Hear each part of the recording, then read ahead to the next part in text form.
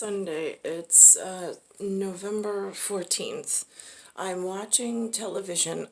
Yesterday was November 13th, and I saw there's something called the Council for New York City. This one particularly says Commission on Human Rights. Now, it starts off with a gentleman in a what I call fleece, almost like mine. Mine's very used and worn because I don't have money to buy a new one. His looks more, and he has an insignia sewn on his. And he starts with a wooden spoon, not a, is it called not a javelin, a gavel, which would mean that it would be, I don't know, something more like magistrate. And it's almost, I feel like this is the community trying to pull together almost like a dress rehearsal. And I don't mean that in a derogatory way whatsoever. It's just apparently there's some information that needs to be brought to light. And it can be with people thinking that they did one thing, or people trying to hold certain people responsible as to why did they not bring this to light for everybody. Wow. So he introduces in a very, I would say, almost like a mock trial, M-O-C-K, but not even a trial, because nobody, I mean, from what I know, it's not like anybody should, it gets difficult. Like, I don't understand a lot of the stuff on here. And I don't even know his name, so you'll have to forgive me when I go play back through it, but he has one of the fire department white shirts, and he's got 3 stars of, or whatever they're called, of brass on his neck. And he says he's going through his spiel, S-P-I-E-L, but in Spracha, in speak.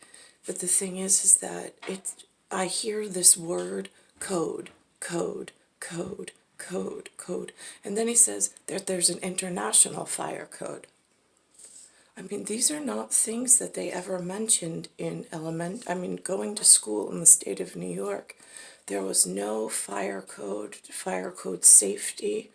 Like, I wouldn't even know how to, like, there's some things that you don't even know you don't know until somebody crosses your path and says, no, this is something you really need to know.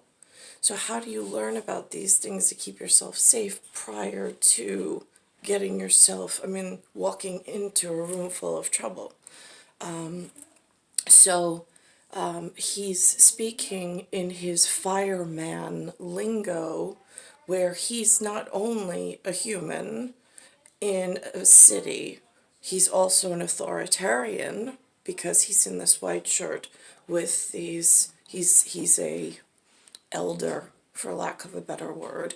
But these lists of these elders, should we need them to report something, I don't believe that they're published, because I wouldn't know, walking around in my village, since I don't have police and firemen in my family, I don't even know how their inner community works, even though I'm on almost like the fringe of what their reality is.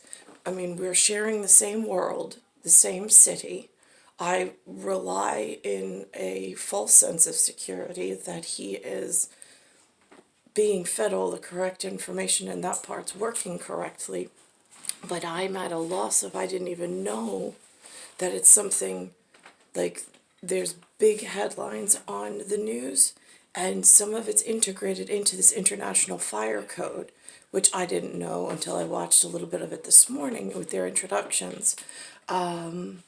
And all I hear is this code, but now with the technology piece coming out with computers and web design and programmers and things, there is that word, CODE. It's a four-letter key up that I hear a lot repeatedly. That's what scares me, is because firemen they live by code, which is great because they know what their codes are and they've studied them and they keep up to date on them. What's hard is, as a regular person living here, not knowing the codes or not having a go-to person to speak to for protection and for questions, so you don't get yourself in trouble. And so you could be learned when you're watching other pieces of the television through some communication arrangement that somebody has somewhere in the world. Because there's so many blind spots.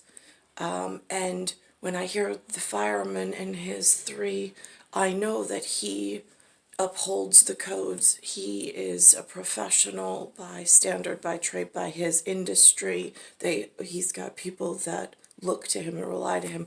I understand that.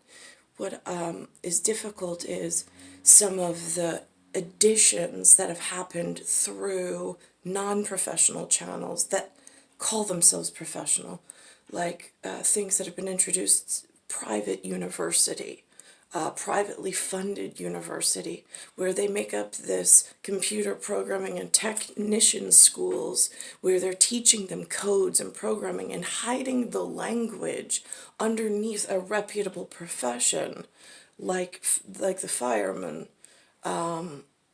So that's where right now, especially with such an influx of multinational and multilingual, because there's something called a United Nations.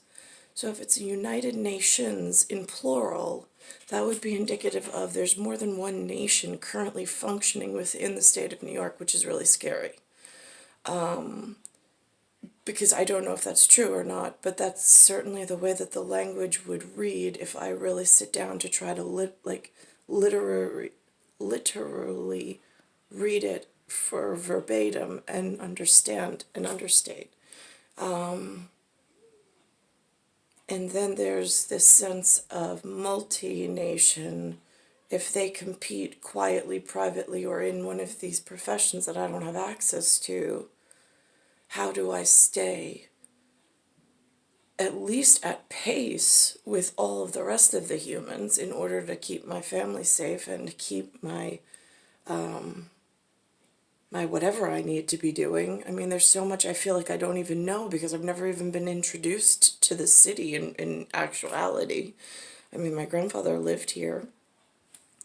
I lived here. I went to their public school, but my education was very different than some of the other people going to school.